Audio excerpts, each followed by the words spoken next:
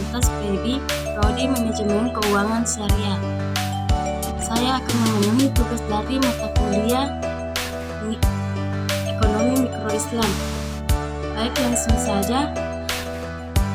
Dan keseimbangan pasar, perusahaan dan rumah tangga untuk dapat mengambil keputusan.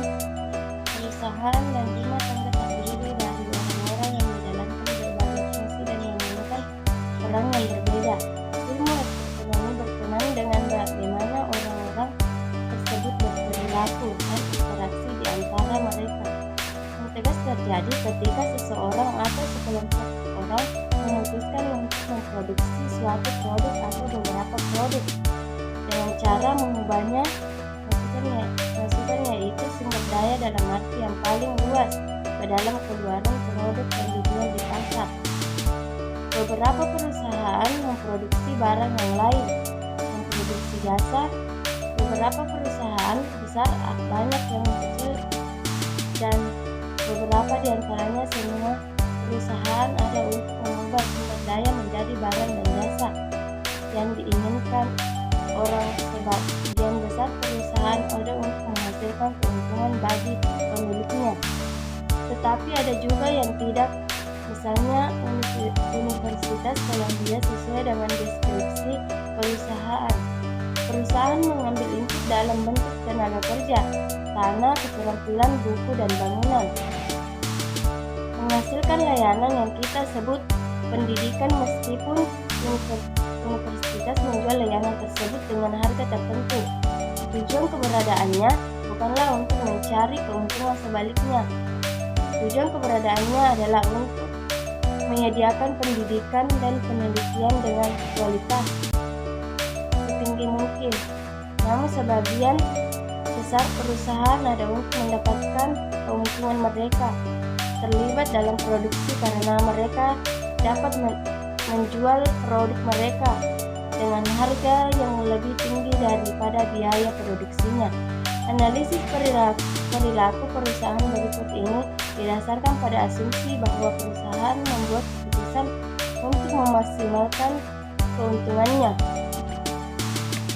Ketika perusahaan menderita kerugian, kita akan berasumsi bahwa mereka bertindak untuk minimalkan kerugian tersebut. Pasar input dan pasar output. Aliran sirkular, rumah tangga dan perusahaan berinteraksi dalam dua jenis pasar. Pasar dasar, pasar produk atau output, dan pasar input atau faktor. Barang dan jasa yang dimaksud untuk digunakan oleh rumah tangga ditukarkan dalam produk atau pasar keluaran di pasar output. Perusahaan memasok dan rumah tangga tuntutkan untuk memproduksi barang dan jasa. Perusahaan harus membeli sumber daya dalam masukan ataupun pasar faktor. Perusahaan membeli input dari rumah tangga yang memasak input tersebut. Ketika perusahaan memutuskan beberapa banyak yang akan diproduksi masukan di pasar output, perusahaan harus secara bersamaan memutuskan berapa banyak dari setiap input yang akan diproduksi atau dipasarkan. Di pasar input, rumah tangga memasak sebagian besar. Rumah tangga mendapatkan penghasilan mereka dengan bekerja. Mereka menyediakan tenaga kerja. Mereka pasar tenaga kerja pada perusahaan yang membutuhkan tenaga kerja dan membayar pekerja untuk waktu dan keterampilan mereka. Input dalam proses produksi juga disebut faktor produksi. Tanah, tenaga kerja, dan modal adalah tiga faktor produksi utama. Dalam teks ini kami mengundang istilah maksud dan faktor produksi secara bergantian. Jadi pasar input dan pasar faktor memiliki arti yang sama.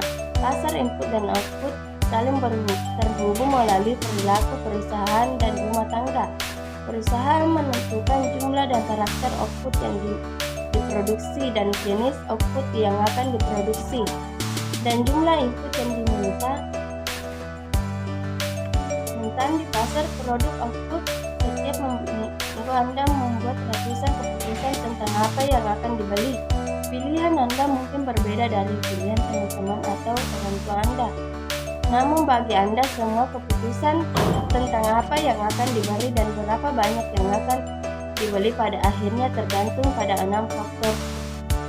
Yang pertama itu harga produk yang dimaksud. Yang kedua, pendapatan tersedia ke rumah tangga. Yang ketiga, rumah tangga, jumlah kekayaan yang terkumpul. Yang keempat, itu harga produk lainnya tersedia untuk rumah tangga. Yang kelima, rumah tangga selera dan preferensi. Yang keenam, rumah tangga harapan tentang pendapatan, kekayaan, dan harga di masa depan. Pasokan di pasar produk atau output. Perusahaan membangun pabrik, mempekerjakan pekerja, dan membeli bahan baku karena mereka yakin dapat menjual produk yang mereka buat dengan harga lebih tinggi daripada biaya produksinya. Dengan kata lain, perusahaan memasok barang dan jasa seperti soda karena mereka yakin akan menguntungkan jika melakukannya. Keputusan pasokan dengan demikian tergantung pada potensi keuntungan, karena laba adalah perbedaan antara pendapatan dan biaya.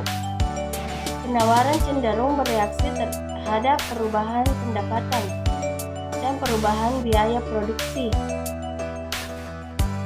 Baik, itu saja.